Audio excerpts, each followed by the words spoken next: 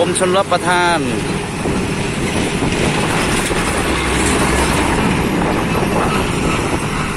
เป็นของกรมชลประทานครับช่วยเหลือประชาชนติดตั้งเครื่องผลักดันน้ำเพื่อเร่งการไหลของน้ำมูลครับมีทั้งหมด1 2 3 4 5 6 7 8 9 10 11เครื่องครับหนองทรายครับโอ้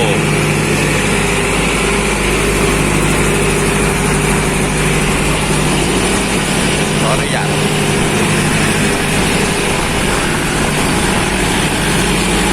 เครื่องเครื่อง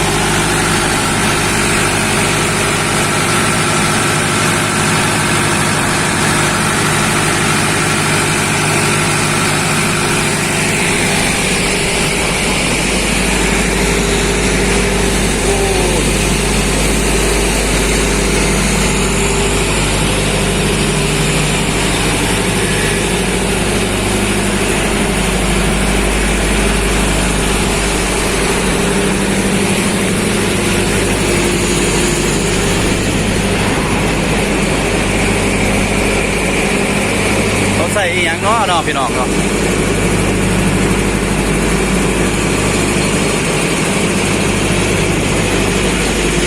อันว่าใส่เครื่องนี่ซอยเนี่ยเดี๋ยวก็น้ำมันจะท่วมครับเร่งระบายลงแม่น้ำโขงครับดูวันที่ 9ครับวันนี้วันที่ 9พฤศจิกาครับ2563นะ